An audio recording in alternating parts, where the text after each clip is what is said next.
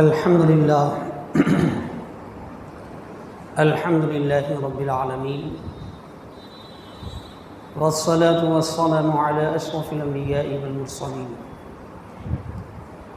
وآلہ الطیبین الطاہرین وصحبہ الاکرمین الافضلین اجمعین اما بعد فاعوذ باللہ من الشیطان الرجیم بسم اللہ الرحمن الرحیم منها خلقناكم وفيها نعيدكم ومنها نخرجكم تارة أخرى صدق الله العظيم إن الله وملائكته يصلون على النبي يا أيها الذين آمنوا صلوا عليه وسلموا تسليما اللهم صل على سيدنا مولانا محمد وآله وصحبه أفضل صلواتك وعدد معلوماتك وبارك وسلم.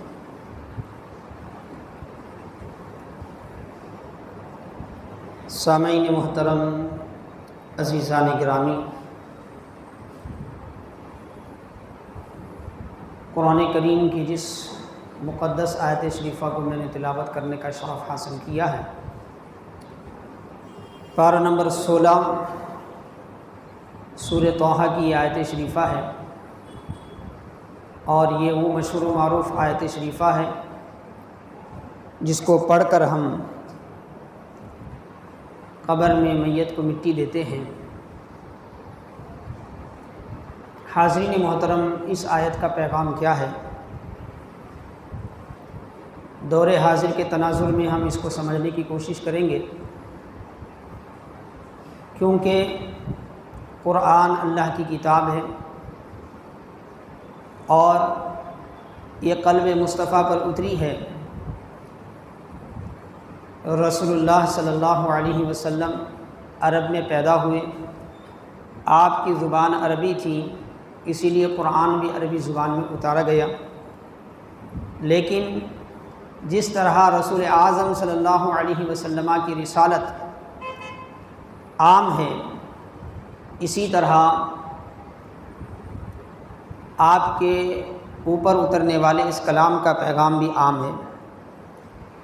اس کے مخاطب عرب کے اولین مسلمان جس قدر ہیں، اسی طرح صبح قیامت تک آنے والے ہر خطے کے مسلمان بھی اس کے مخاطب ہیں.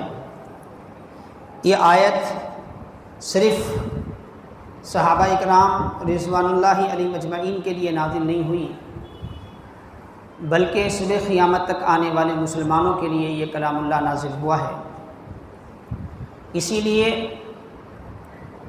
اس کا پس منظر کیا ہے، اس کو تو مفسرین نے بیان فرمایا ہے کہ کون سی آیت کس حالات کے تناظر میں نازل ہوئی، لیکن اس سے مستنبط ہونے والا، اس سے سمجھ میں آنے والا جو پیغام ہے وہ صرف اس زمانے کے لیے خاص نہیں ہوتا، بلکہ صبح قیامت تک کے مسلمانوں کے لیے وہ پیغام عام ہوتا ہے. یہی وجہ ہے کہ جب کوئی نیا مسئلہ کسی فقی کے سامنے آتا ہے، مجتہد کے سامنے آتا ہے، ایسا نیا مسئلہ جس کا صراحتاً ذکر ادلہ شرع میں نہیں ہوتا، شریعت کے دلیلوں میں، قرآن و حدیث میں نہیں ہوتا، تو اس کو مستنبط کرنے کے لیے، اس کا حکم نکالنے کے لیے 4 شرعی دلیلیں مقرر کی گئی ہیں، جس سے ایک مجتہد فقیہ جو ہے مسئلے کا استنباط کر کے امت کی رہنمائی کرتا ہے. وہ 4 چیزیں کیا ہیں؟ پہلا کتاب اللہ ہے، اللہ کا کلام، پھر دوسرا سنت رسول ہے، تیسرا اجماع امت ہے، اور چوتھا جو ہے خود مجتہد کا اپنا قیاس ہے کہ وہ ان تینوں دلیلوں سے حالات کے تناظر میں مسئلے کی نوعیت کو سمجھ کر پوری گہرائی سے اس میں کوشش کر کے اس مسئلے کا حل نکالتا ہے اور امت کو سمجھاتا ہے کہ بھئی اس مسئلے میں کیا کرنا ہے، کیا نہیں کرنا ہے. اسی لیے آپ دیکھیں گے ایک مسلمان کے لیے زندگی کے ہر کام میں، پیدائش سے لے کر اس کے مرنے تک زندگی کے ہر گوشے میں وجہ شرعی کیا ہے اس کو دیکھا جاتا ہے۔ وجہ شرعی کا مطلب شریعت کے تناظر میں اس معاملے میں ایک مسلمان کو کیا کرنا چاہیے۔ مثال کے طور پر انسان پیدا ہوا ہے، اللہ نے اس کے لیے کچھ ضرورتیں رکھی ہیں اور اس کائنات میں وسائل بھی دیے ہیں۔ مثال کے طور پر اللہ نے انسان میں یہ ضرورت رکھی ہے کہ جب اس کے جسم میں پانی کم ہو جاتا ہے تو اسے پیاس لگتی ہے۔ پانی کم ہو جاتا ہے تو پیاس لگتی ہے، تجربے کی بات ہے۔ اس کے لیے مسلمان ہونا، قرآن کا جاننے والا ہونا کیا شرط نہیں ہے؟ ہر انسان کو بلکہ ہر جاندار کو ہوتا ہے۔ خاص طور پہ میں انسان کی بات کر رہا ہوں۔ انسان کو خود فطری طور پر اللہ نے اس کی حالت ایسی بنائی ہے، جب اس کے جسم میں پانی کم ہو جاتا ہے تو خود بخود اسے پیاس لگتی ہے اور وہ پانی سے پیاس بجھاتا ہے۔ اسی طرح بھوک لگتی ہے تو وہ کھانے کی طرف متوجہ ہوتا ہے۔ ہر انسان کا یہ معاملہ ہے، لیکن ایک مسلمان کی ہم بات کریں تو اسے بھی پیاس لگتی ہے، اسے بھی کھانے کی ضرورت پیش آتی ہے، لیکن وہ غیر مسلم کی طرح کسی بھی پانی سے اپنی پیاس نہیں بجھا سکتا۔ غیر مسلم کی طرح کسی بھی کھانے کی چیز سے کیا ہے، وہ اپنی بھوک نہیں مٹا سکتا۔ اسے اس سے پہلے سوچنا پڑتا ہے کہ بھئی یہ پانی میرے لیے جائز ہے کہ نہیں ہے، یہ کھانا میرے لیے جائز ہے کہ نہیں ہے۔ اسی کو وجہ شرعی کہتے ہیں۔ اب وہ پانی میں کوئی ناپاک چیز نہیں ہے اور وہ پانی حصول کے اعتبار سے ہم کو ملنے کے اعتبار سے اس میں کسی کا مالکانہ حق نہیں ہے، تو پھر ہمیں اجازت ہے کہ ہم اس پانی سے کیا ہے اپنی پیاس بجھائیں۔ اسی طرح کھانے کی چیز ہے، ایک عام انسان جب بھوک لگے تو کچھ بھی کھا لیتا ہے، لیکن ایک مسلمان کو حکم ہے کہ وہ کھانے سے پہلے دیکھے کہ وہ چیز پاکیزہ ہے کہ نہیں ہے اور وہ چیز حلال ہے کہ نہیں ہے، وہ چیز اس کے لیے حلال ہے کہ نہیں ہے۔ جسے ہم عام سمجھتے ہیں وہ عام چیز میں بھی مسلمان کے لیے خصوصی رہنمائی ہے۔ یہ بات میں اس لیے عرض کر رہا ہوں، ایک بندہ مومن کی زندگی میں ایک غیر مومن انسان کی زندگی میں زمین و آسمان کا فرق ہوتا ہے۔ بہت سے فطری تقاضے ایک ہونے کے باوجود ایک مسلمان کو جینے کا سلیقہ جو قرآن نے سکھایا ہے، جو سنت رسول نے سکھایا ہے، جو صحابہ کے تعلیمات سے ہمیں ملا ہے، اس کے جینے کا طریقہ بالکل دنیا والوں کے جینے کے طریقے سے جداگانہ ہے۔ یہی وجہ ہے کہ آج دنیا میں انسان کے کھانے کو لے کر بھی آوازیں اٹھتی ہیں، انسان کے پینے کو لے کر بھی آوازیں اٹھتی ہیں۔ ہم بھی ہر ایک کی طرح شراب پیتے ہوتے تو مسلمان کے لیے کوئی مسئلہ نہیں ہوتا۔ ہم بھی ہر ایک کی طرح حلال و حرام کی تمیز کیے بغیر خنزیر کا گوشت بھی کھا لیتے، مردار کا گوشت بھی کھا لیتے تو مسئلہ نہیں ہوتا۔ یہاں پر مسئلہ یہی ہے، جو مخالفین بار بار مسلمان کو تنگ کرتے ہیں تو صرف نماز پڑھنے کی وجہ سے اسے تنگ نہیں کرتے، صرف روزہ رکھنے کی وجہ سے اسے تنگ نہیں کرتے، اس کے کھانے کو لے کر بھی تنگ کرتے۔ ابھی حال ہی میں ہم قربانی کا مہینہ گزار کر آئے ہیں۔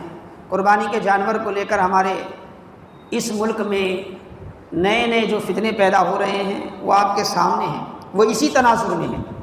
تو کہنے کا مطلب یہ ہے کہ انسان کی زندگی کے ہر پہلو کی رہنمائی قرآن کریم میں ملتی ہے۔ اسی لیے امت کے عظیم فقیہ مفسر قرآن، جنہیں حبر الامہ کہتے ہیں اہل علم، امت کے بہت بڑے عالم، حضرت عبداللہ ابن عباس رضی اللہ تعالی عنہما نے ارشاد فرمایا، جمیع العلوم فی القرآن لیکن تکاثر عنہ افہام الرجال۔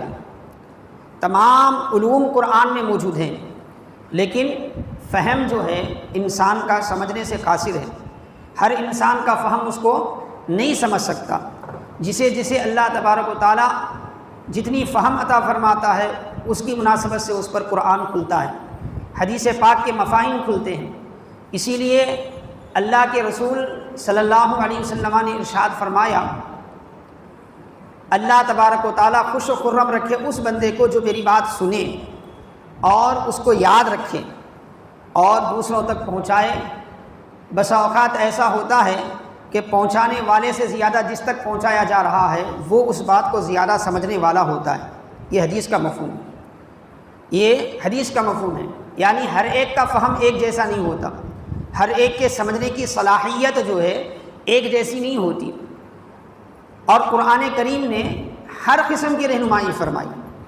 آج ہم نے کچھ چیزوں کو دنیا کہہ کر ہٹا دیا ہے، کچھ چیزوں کو دین سمجھ کر کیا ہے پکڑ لیا ہے، حالانکہ قرآن کی اصطلاح میں، حدیث کی اصطلاح میں ایک مسلمان کے لیے دین و دنیا کا کوئی فرق ہی نہیں ہے، کیونکہ پیدا ہونے سے لے کے مرنے تک ایک بچہ پیدا ہوتا ہے، ابھی وہ مکلف نہیں ہے، لیکن اس کے ورثاء کو، اس کے سرپرستوں کو ذمہ داری دی گئی ہے کہ اب بچہ پیدا ہوا ہے تو ایسے تو بہت سے بچے دنیا میں پیدا ہوتے ہیں، لیکن مسلمان کے گھر بچہ پیدا ہوا ہے تو پیدا ہوتے ہی اس کی ذمہ داری اس کے ورثاء پر یہ دے دی گئی، اس کے اولیاء پر، سرپرستوں پر، کہ اس کے کان میں اذان دو، اس کے کان میں اذان دو۔ پیدا ہونا ایک فطری عمل ہے، لیکن پیدا ہوتے ہی اس پر شریعت کے احکام کا اثر پڑنا شروع ہو جاتا ہے۔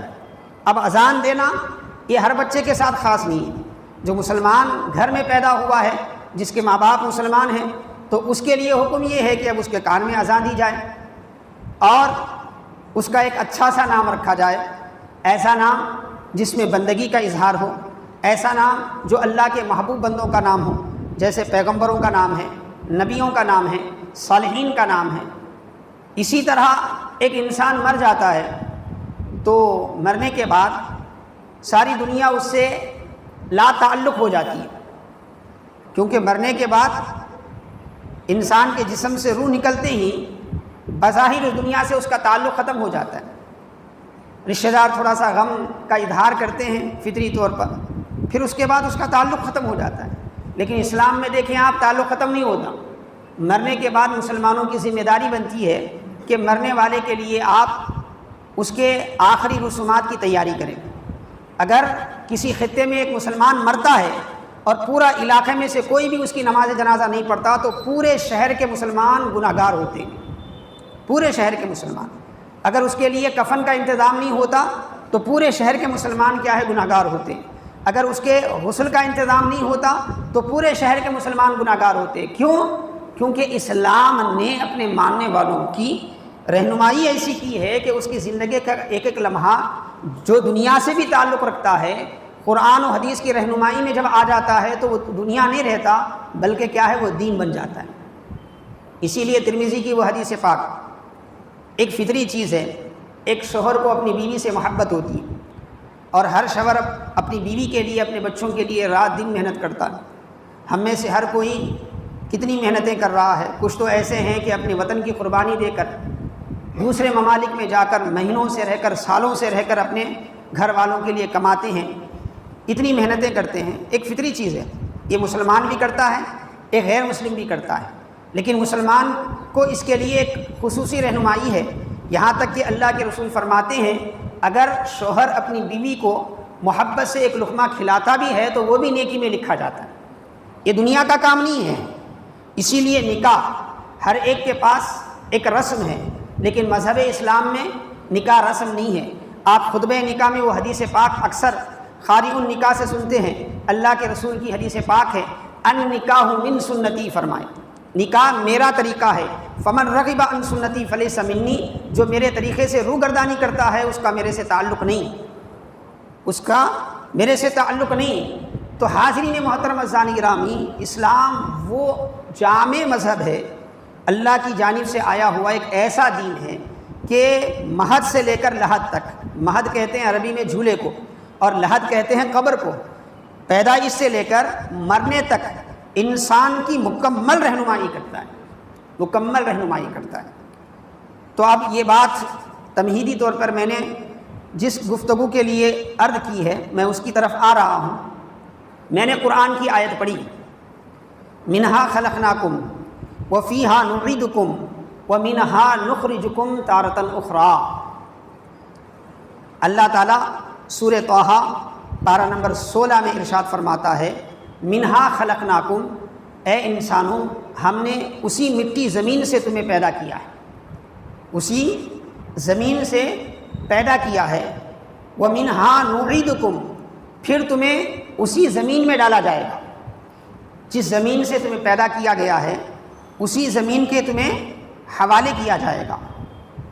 چنانچہ امام بہقی ایک مشہور محدث گزرے ہیں، ابو سعید خدری رضی اللہ تعالیٰ عنہ سے روایت کرتے ہیں، ابو سعید خدری رضی اللہ تعالیٰ عنہ سے، وہ فرماتے ہیں ایک مرتبہ اللہ کے وسلم گزر رہے تھے کہ انہوں نے ایک خبر دیکھی، پوچھا کہ یہ کس کی خبر ہے؟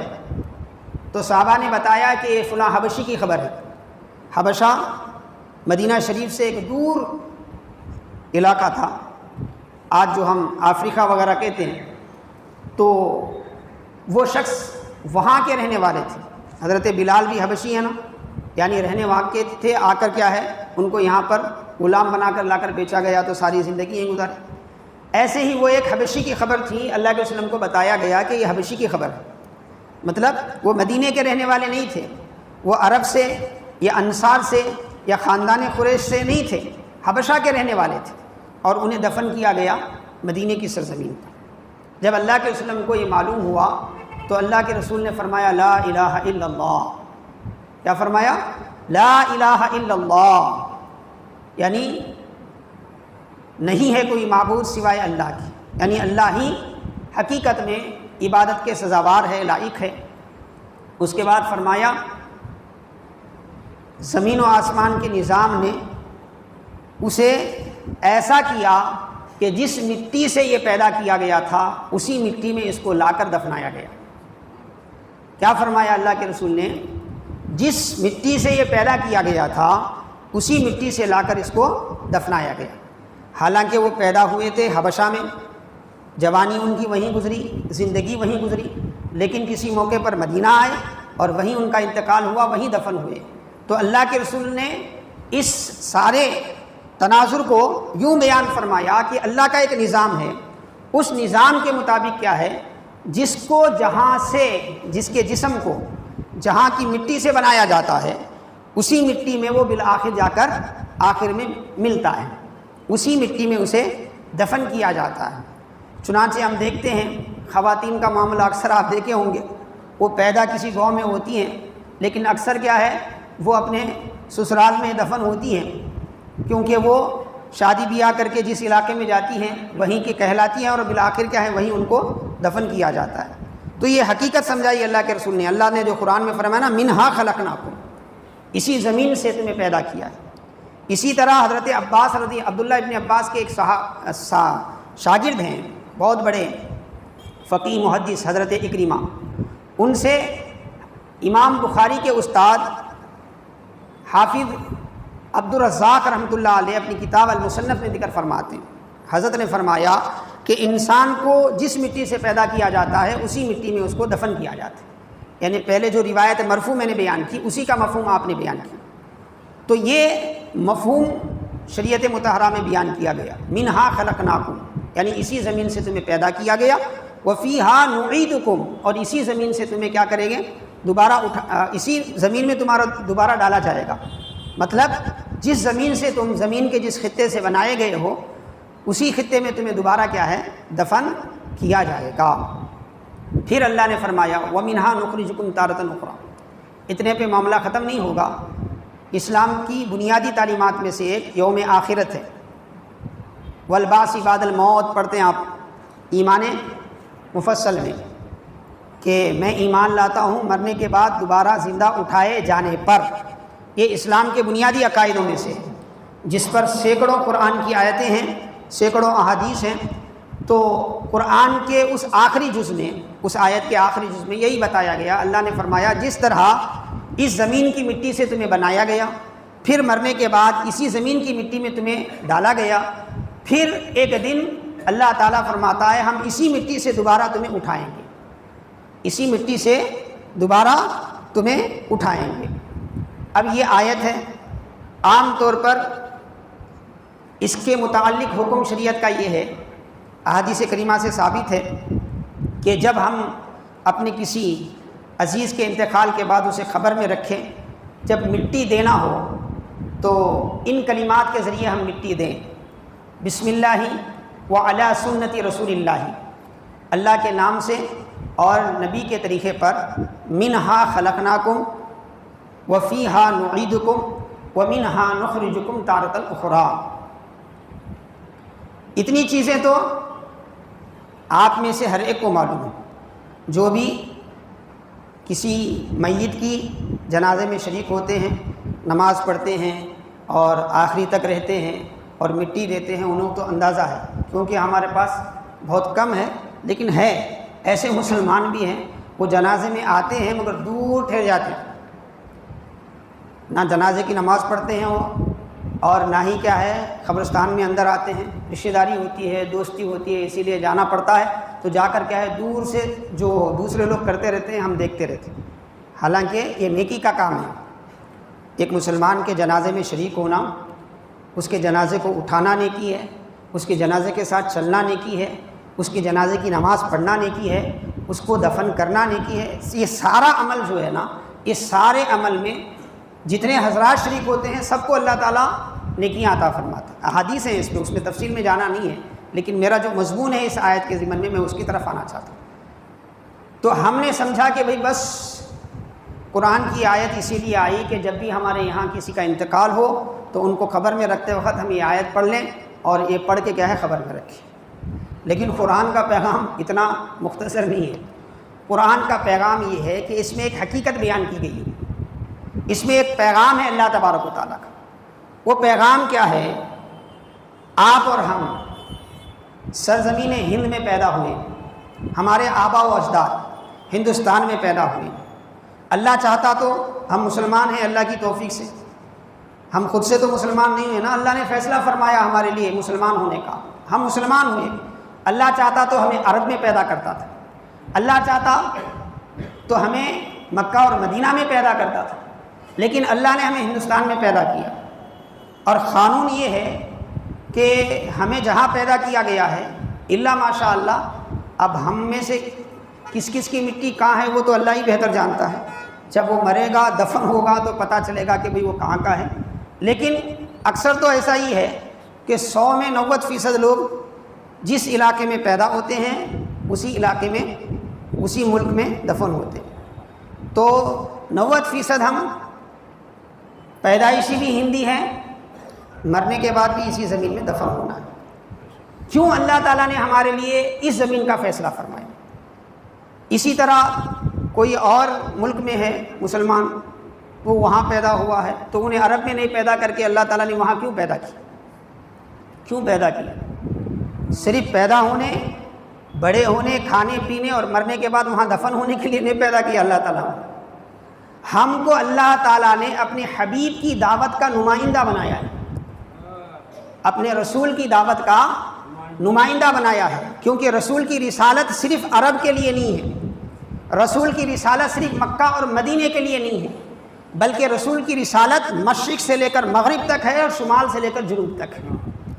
اور آقا کا پیغام صرف اس زمانے کے لیے نہیں ہے، اگر اس زمانے کے لیے ہوتا تو ابو بکر صدیق خلافت میں قائم ہو کر کیا ہے محنت نہیں کرتے، حضرت عمر فاروق کو اپنی دور خلافت میں صرف اپنی خلافت سنبھالنی ہوتی، وہ آگے نہیں بڑھتے عرب سے۔ صحابہ نے ساری زندگیاں لگا دی، وہ اسی لیے لگا دی کہ انہیں معلوم تھا کہ میرے نبی کی جو رسالت ہے، جو میرے نبی کا پیغام ہے، وہ زمانے اور علاقے سے ماورا ہے، وہ کسی ایک علاقے تک، کسی ایک زمانے تک محدود نہیں ہے، اور اس پیغام کو صبح قیامت تک پہنچانے کی ذمہ داری جو ہے وہ امت کے کندھے پر اللہ نے رکھی، امت کے کندھے پر اللہ نے رکھی ہے۔ ایسے ہی جس خطے میں جو مسلمان پیدا ہوتا ہے وہ اللہ کا شکر تو ادا کرے کہ مسلمان پیدا ہوا ہے، ساتھ ہی ساتھ اس کی ذمہ داری ہے، پیدائش سے لے کر مرنے تک اس کی ذمہ داری یہ ہے کہ اس پر اللہ کے رسول صلی اللہ علیہ وسلم کے پیغام کا جو حق ہے اس کو ادا کریں۔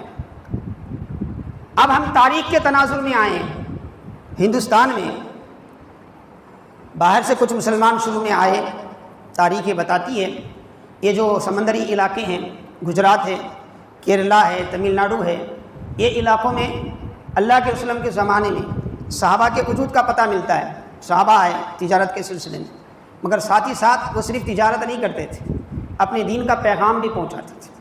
دین کا پیغام صرف وہ تقریر کے ذریعے نہیں پہنچاتے تھے، صرف وہ ایک لیکچر کے ذریعے نہیں پہنچاتے تھے، ایک سیمینار کے ذریعے نہیں پہنچاتے، وہ غیروں میں جاتے تھے، عملی طور پر ان کی زندگی میں جو پاکیزگیاں ہیں عملی طور پر دنیا کے سامنے رکھتے تھے۔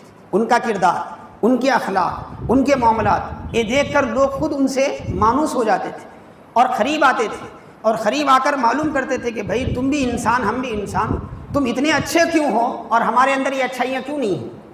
تو تب صحابہ سمجھاتے کہ بھئی یہ اچھائی جو ہے مجھے وراثت میں نہیں ملی ہے، یہ اچھائی جو ہے وہ پیغمبر ہے، آخری پیغمبر محمد عربی صلی اللہ علیہ وسلم کی اتباع کی برکت سے۔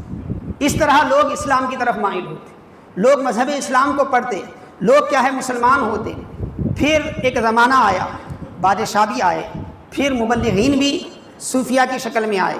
حضرت خواجہ اجمیری کے آنے کے بعد رضی اللہ تعالیٰ عنہ ہندوستان میں بہت بڑا اسلام کا کام ہوا، لیکن صرف انہوں نے نہیں کیا بلکہ ان کے کام کو آگے کس نے بڑھایا؟ ہندوستان میں جنہوں نے اسلام قبول کیا، جنہوں نے ان مسلمانوں سے قرآن کی تعلیم کو اخذ کیا، ان مسلمانوں سے جنہوں نے حدیث پڑھی، ان مسلمانوں سے جنہوں نے قرآن پڑھا، انہوں نے اپنی ذمہ داری سمجھ کر آنے والی نسلوں تک پیغام اسلام کو پہنچایا، آنے والی نسلوں تک پیغام اسلام کو پہنچایا۔ یہی وجہ ہے کہ آپ تاریخ اٹھا کر دیکھیں گے تو تاریخ میں ابتدائی مبلغین تو آپ کو دوسرے علاقے کے ملیں گے، عرب سے آئے ہیں، کوئی ایران سے آیا ہے، کوئی خراسان سے آیا ہے، ابتدائی مبلغین، لیکن ان کے ماتحت کام کرنے والے جتنے مبلغین آپ کو ملیں گے، جتنے دائی جن کو ہم صوفیہ بولیں، علماء بولیں، محدث بولیں، وہ جتنے آپ کو ملیں گے وہ کسی اور علاقے کے نہیں، وہ سارے کے سارے آپ کو ہندوستانی ہی ملیں گے۔ ہندوستان میں کام کرنے والے ہندوستانی علماء ملیں گے، ہندوستان میں کام کرنے والے ہندوستانی صوفیہ ملیں گے۔ اور حاضرین محترم عزیزان گرامی، جب تک مسلمان اپنی اس ذمہ داری کو سمجھتا رہا اور اس ذمہ داری کو سمجھ کر کیا ہے عملی طور پر بھی خود اپنے دین پر چلتا رہا اور دوسروں تک بھی اپنے عمل کے ذریعے دین کا پیغام پہنچاتا رہا، اسلام لوگوں کے دلوں میں گھر کرتا رہا، اسلام لوگوں کے دلوں میں اترتا رہا، لوگ خود بخود اسلام کی طرف مائل ہوتے رہے۔ ہندوستان میں طرح طرح کے مذاہب تھے، ان مذاہب میں اونچ نیچ کے ایسے قوانین تھے کہ جس سے تنگ آ کر لوگ ایک ایسی صحیح رہنمائی کی طرف دیکھنا چاہتے تھے جس میں یہ بتایا گیا ہو کہ ہم سب ایک رب کے بندے ہیں، ایک آدم کی اولاد ہیں، اور وہ پیغام ان کو ملا تو کہاں سے ملا؟ اسلام میں ملا، قرآن میں ملا انہیں یہ پیغام، اور اس پیغام کے ذریعے جو ہے لوگ خود بخود اسلام کی طرف مائل ہوتے گئے اور مسلمان ہوئے، اور ایسے مسلمان ہوئے۔ ہم خاندانی مسلمان ہو کر اپنی زندگی میں اسلام کا اتنا کام نہیں کیے جنہوں نے اسلام کو سمجھ کر اسلام کی طرف مائل ہو کر اتنا کام کیا۔ آپ اگر تاریخ اٹھا کر ان مبلغین کے خدمات پڑھیں گے جو کنورٹ مسلم ہیں، جن کے باپ دادا مسلمان نہیں تھے، وہ مسلمان ہوئے، کسی اللہ والے کی صحبت میں آئے، ان سے انہوں نے دین سیکھا، مسلمان ہوئے، ان سے جو اسلام پھیلا ہے نا، وہ ہم دادا پردادا کے زمانے کے مسلمانوں سے بھی اتنا نہیں پھیلا، کیونکہ ہماری حالت تو یہ ہے کہ ہم اپنا اسلام بچائیں، بہت بڑی بات ہے، اپنا اسلام بچائیں بہت بڑی بات ہے۔ آج مسجدوں کی حالت دیکھیں نہیں آپ، تعمیر مسجد کے لیے چندہ پوچھا جائے تو لاکھوں روپے دے دیتے ہیں ہم۔ اسی مسجد کو حقیقی طور پر مسجد کی تعمیر صرف عمارت سے نہیں ہوتی، مسجد کی تعمیر ہوتی ہے اس میں نماز پڑھنے سے، مسجد کی تعمیر ہوتی ہے اس میں عبادت کرنے سے، مسجد کی تعمیر ہوتی ہے اس میں ذکر الہی کرنے سے۔ آپ اس بڑی مسجد میں آ کر دیکھیں، آپ 5 وقت کی نمازوں میں کتنے مسلمان اس کو آباد رکھ رہے ہیں تو آپ کو سمجھ میں آ جائے گا کہ کیا فیصد ہے ہمارا، کہیں بھی جائیں آپ۔ تو حاضرین محترم عزیزان گرامی، اتنے پیچھے سے آپ کو میں کیوں لے کے جا رہا ہوں؟ یہ اس لیے لے کے جا رہا ہوں کہ جب تک مسلمان اپنی ذمہ داری کو سمجھتے رہے، جس خطے میں بھی، صرف یہ ہندوستان کی تاریخ نہیں ہے، آپ تاریخ اسلام اٹھا کر دیکھیں، جس خطے میں بھی مسلمان اپنی اس ذمہ داری کو سمجھتا رہا، اللہ نے اسے عروج عطا کیا، اللہ نے اسے بلندیاں عطا کی، دنیا کے خزانے اس کے قدموں میں رہے، وہ ہر فن میں امام مانا جاتا رہا، ہر میدان میں اس کی قیادت چلتی رہی، کیونکہ وہ اپنے اسلام کا وفادار تھا، جو اللہ نے قرآن کریم میں فرمایا کہ ولا تہینوا ولا تحزنوا وانتم الاعلون ان کنتم مؤمنین، تم پست ہمت نہ ہو، رنجیدہ نہ ہو، تم ہی سربلند رہو گے اگر تم ایمان والے بن کر رہو، ایمان سے اپنا رشتہ جوڑ کر رہو۔ اس کے بعد ہمارے ہندوستان میں 800 سال حکومت چلی مسلمانوں کی، مسلمان رہے، مسلمانوں نے دنیا کو بتایا کہ بھئی حکومت کیسے کی جاتی ہے۔ لوگ کیا ہے 15 سال کی حکومت میں اپنے مذہب والوں کو لوٹ لیے، لیکن 800 سال کی حکومت میں دنیا کو سمجھایا گیا کہ ایک خاص مذہب کے ماننے والے ہوتے ہوئے بھی ہر ایک رعایا کے ساتھ کس طرح کا انصاف کیا جا سکتا ہے۔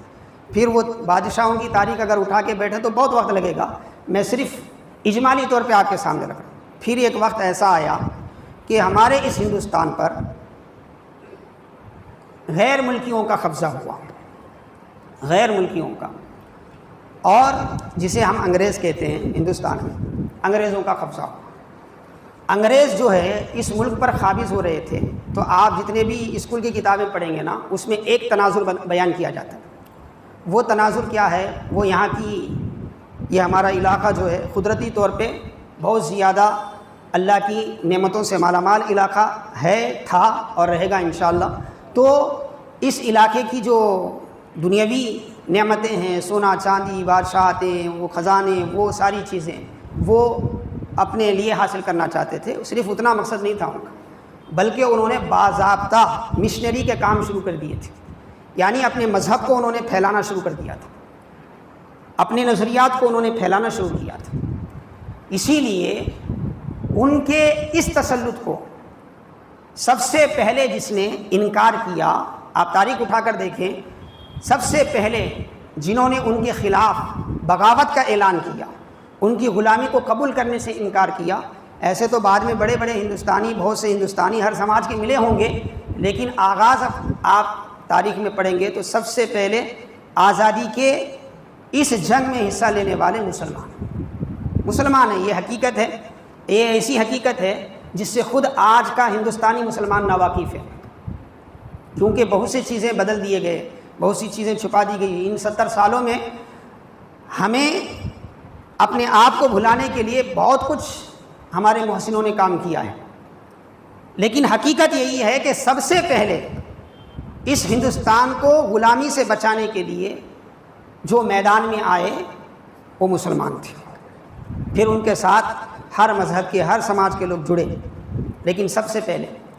پھر اس کے بعد دوسری بات یہ تھی کہ ہر کوئی اس کو ایک دنیاوی جنگ کی حیثیت سے دیکھتا تھا، ایک دنیاوی تناظر میں اس کو دیکھتا تھا کہ بھائی یہ ملک پر قابض ہوں گے تو ایسا ہوگا، ویسا ہوگا، فلاں ہوگا، فلاں، صرف دنیاوی تناظر۔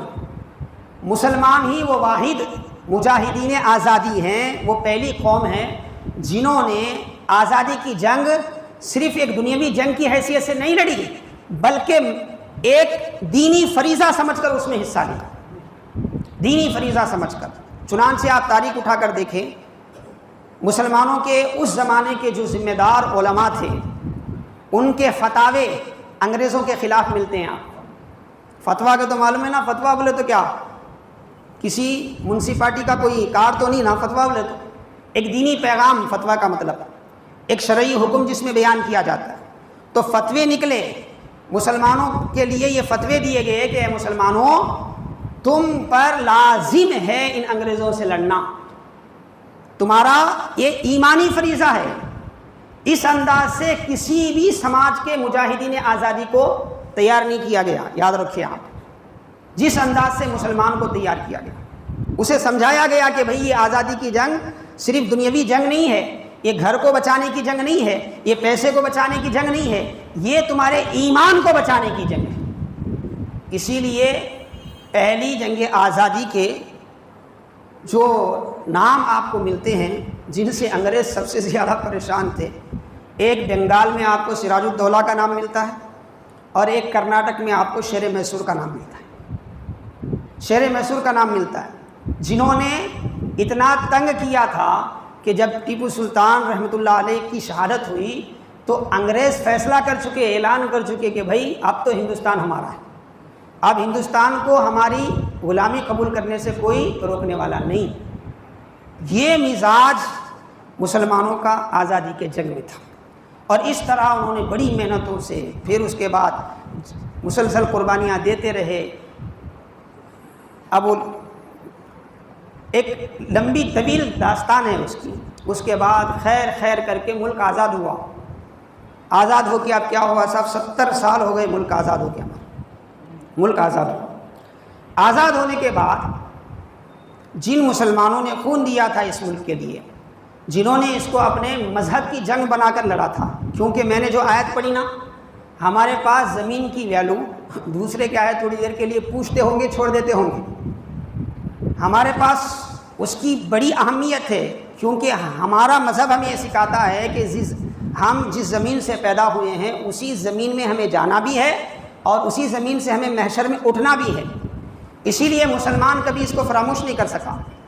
لیکن آزادی کے بعد ہمارے لوگوں کی غفلتوں نے، ہمارے جو ذمہ دار لوگ تھے اللہ ماشاء اللہ، انہوں نے یہ سمجھا کہ بھئی سارے معاملات ختم ہو گئے ہیں، تو وہ پھر مسلمان کا معاملہ کیا ہے، آج ہی ہم بیٹھ کے دیکھیں، اب دیکھو SIR چل رہا پوری دنیا میں، مطلب پورے ہندوستان میں ہنگامہ ہے SIR کا۔ اگر کوئی پریشان نہیں ہے تو وہ مسلمان ہے، کسی کو اگر فکر نہیں ہے تو آپ جا کے دیکھیں کس کو فکر نہیں ہے، مسلمان۔ اب جمعہ میں اعلان آ رہے وقف بورڈ سے، یہاں سے وہاں سے SIR کے بارے میں بولو، اب بول بھی دیے نا تو 4 مسلمان باہر نکل کے چائے پیتے وقت 2 جنے تنقید کرتے، SIR کا جمعہ میں بولنے کی کیا ضرورت ہے؟ ہمارے لوگوں کا مزاج کیسا ہے، کیونکہ ہم کیا سمجھتے ہیں، اب محرم آیا، آج صبح میں دیکھ رہا تھا میں، ادھر سے ادھر مست، پھر اب شام میں چونگے بنتے کھا کے مست سو جانا ہے۔ وہ دیکھیں گے کہتے ایسا رہے تو کیا ہوگا۔ یہ آج کا مزاج نہیں ہے، یہ 70 سال آزادی کے بعد سے ہم یہی کرتے رہے۔ اتوار کو بکرے گوشت کی بریانی، جمعرات کو کمپلسری گھر میں گوشت پکنا، نہیں پکا تو ہنگامہ، پھر وہ فاتحہ کو کیا ہے بڑا گوشت نہیں چلتا، چھوٹا گوشت لانا، یہ ساری چیزوں میں ہے نا ہم اتنا 70 سال گزار دیے۔ آج حالت یہ ہے کہ SIR ایسے تو حکومت بول رہی ہے کہ ہم کیا ہے، کون پرانے ووٹرز ہے نہیں ہے، اس کو کیا ہے یہ کرنے کے لیے کر رہے ہیں، مگر ٹارگٹ اس میں پورا مسلمان ہے۔ جہاں جہاں SIR ہوا ہے آپ دیکھیں، UP میں دیکھیں، بہار میں دیکھیں، اور حال ہی میں جو ہے کلکتہ میں دیکھیں آپ، ٹارگٹ کون بنا؟ وہ جمعرات کو بکرے کی گوشت کھانے والا، اتوار کو کیا ہے مست بریانی کھا کے سونے والا، وہی ٹارگٹ بنا۔ لاکھ سمجھاتے رہے تو بھی کیا ہے نہیں مانا، جو سمجھانے والے تھے انہیں کو گالیاں دی گئی، کئی کو سمجھا رہے کیا ضرورت ہے، 2-3 مسئلے نماز کے بول دینا تھا آپ، 2-3 مسئلے کیا ہے آپ اذان کے بول دینا تھا، 2-3 مسئلے طہارت کے۔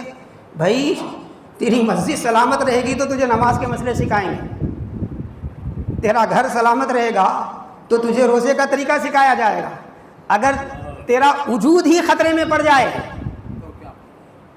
SIR یہ مسلمانوں کے وجود کی لڑائی ہے، اس کو مسلمان سمجھنے کے لیے تیار نہیں۔ 70 سال میں ہم نے وہی کیا، جس کو ہم مہربان سمجھتے تھے وہی مہربان کیا کریں، آزادی کی پوری تاریخ سے مسلمانوں کے اثرات کو ختم کریں۔ آج ہم دیکھیں گے بھی نا تو آزادیوں کے کون ہیں سولجرز، اس کے مجاہدین کون ہیں بولے تو علماء سے تو سن لیتے آپ، مگر علماء کی بات آپ کو سمجھ میں نہیں آتی۔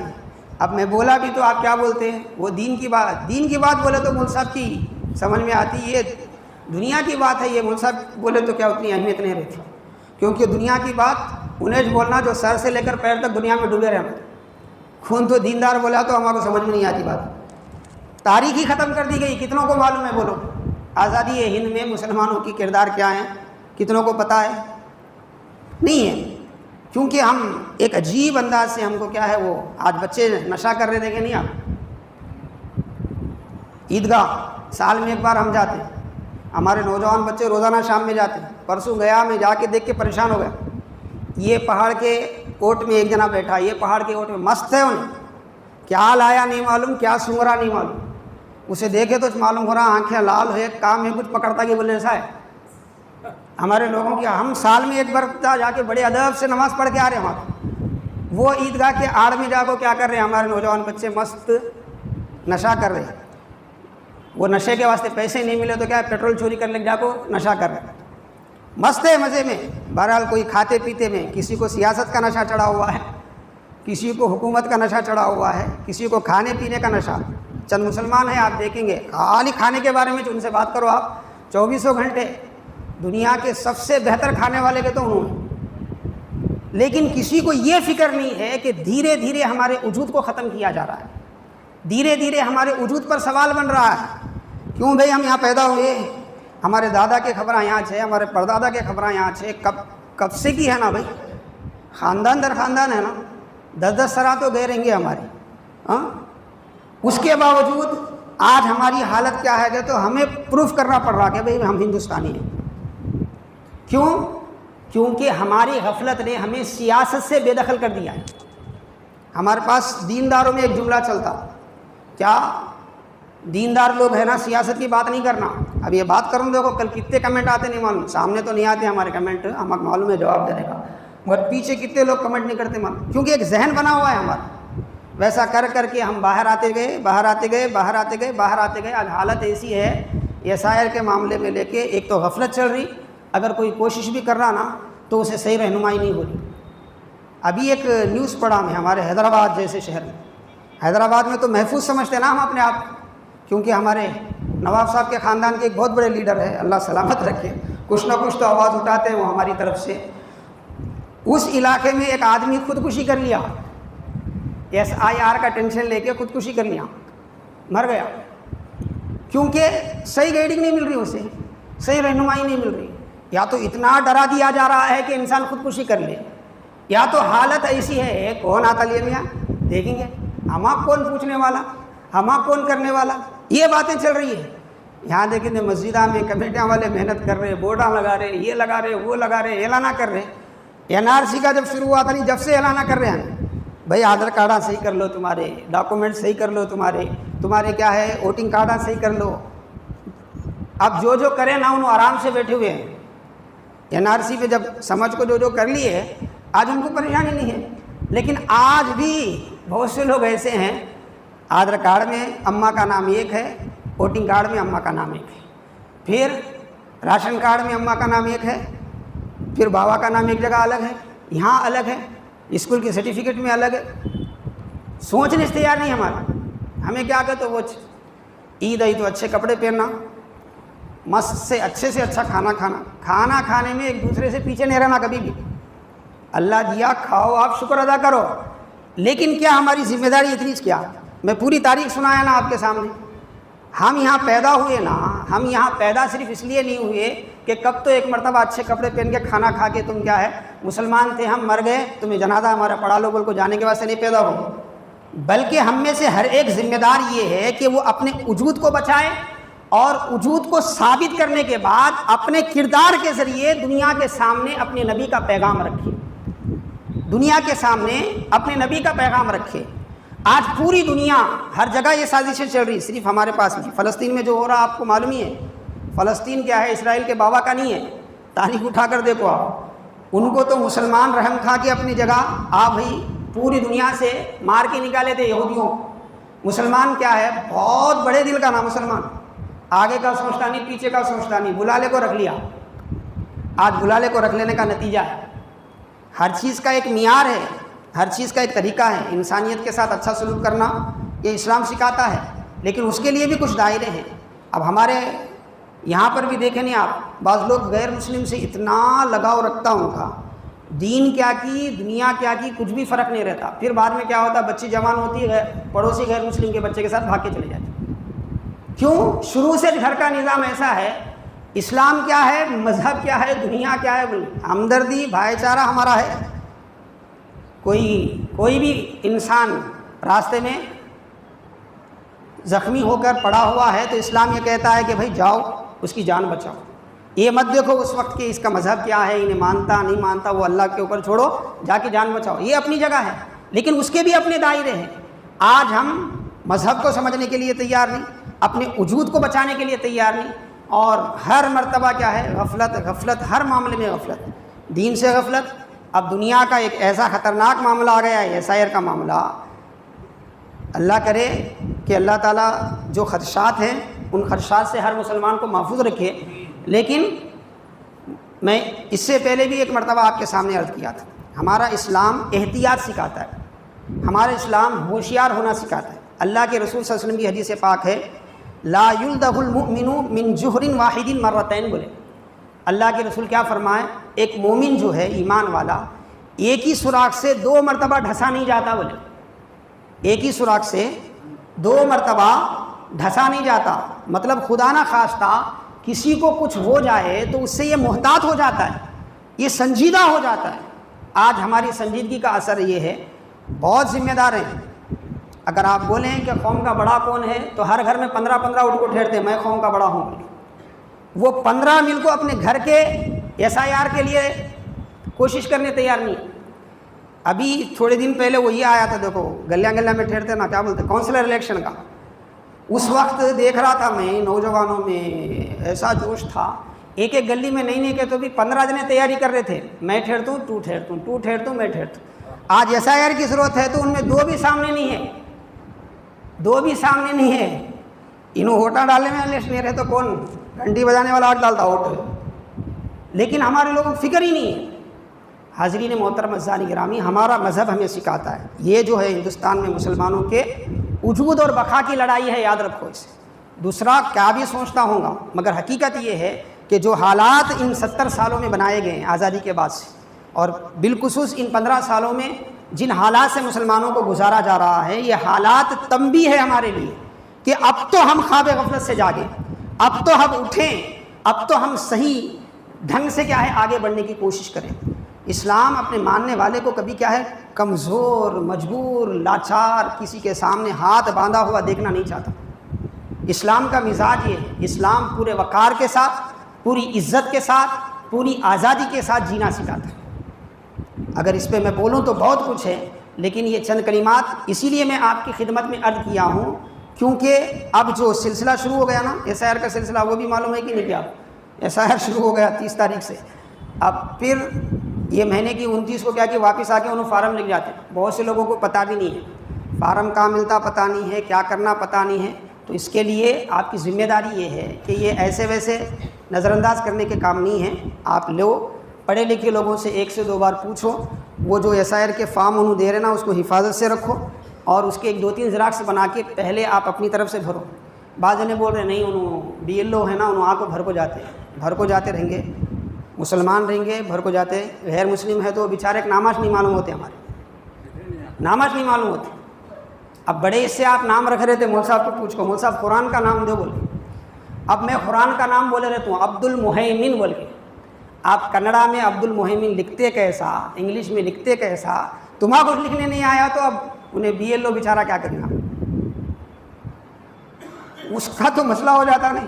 تو اسی لیے پہلے سے آپ گھر میں جو پڑھے لکھے بچے ہیں وہ بھی ایسے ہیں 24 گھنٹے فونہ میں رہتے، آپ کبھی جاؤ کسی محلے میں ایک ہی جگہ بیٹھ کو ایک ہی جگہ نہیں رہتے ہو، آزو بازو بیٹھے رہتے، آزو بازو بیٹھ کو بازو والے کی خبر نہیں رہتی اسے، کیونکہ ہر کوئی اپنے فون کی دنیا میں رہتا۔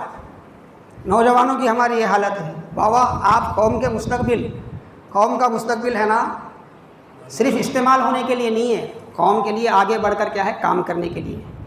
پڑھے لکھے لوگ ہیں، اپنے گھر کے معاملات دیکھو، بازو پڑوسی ہے تو پڑوسی کی مدد کرو، انہیں مسلمان رہنے دے، غیر مسلم رہنے دے، اس کی مدد کرو، اسے سمجھاؤ، یہ کرو، آگے بڑھو۔ یہ ایک قانونی کارروائی ہے، اس میں غفلت برتنے سے مستقبل میں نقصان ہونے کا قوی اندیشہ ہے۔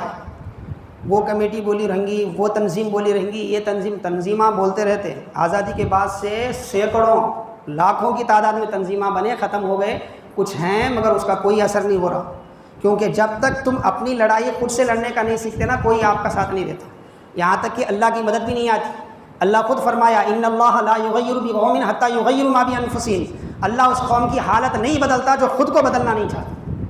اسی لیے آپ محتاط رہیں، اس معاملے میں سنجیدگی سے اعلان ہوا تھا، لے کیا کی بول کے کیا ہے نظر انداز نہ کریں۔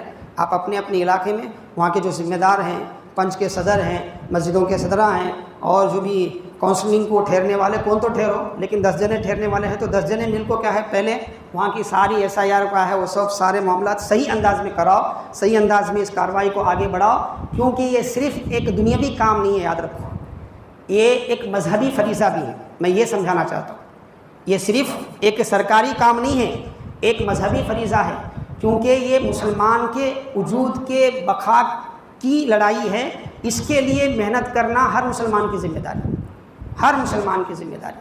تو آپ اس کے لیے کوشش کریں، انشاءاللہ ہم بھی اپنے اسلاف کی طرح اسلام کی طرف پلٹ کر آئیں گے، اپنے وقار کو برقرار رکھیں گے، اپنی عزتوں کو برقرار رکھیں گے، تو پھر اللہ کی مدد آئے گی۔ آسمان سے فرشتے بھی اتریں گے، زمین کی ٹھوکروں میں کیا ہے، اللہ تعالیٰ زمین سے کیا ہے چشمے پیدا کرے گا۔ وہ سارے معاملات ہوں گے جو ہو چکے، لیکن کب ہوں گے؟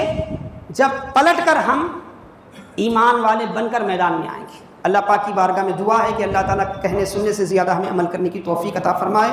وصلی اللہ تعالیٰ علی خیر خلقہ محمد وآلہ وصحبہ اجمعین والحمد للہ رب العالمین۔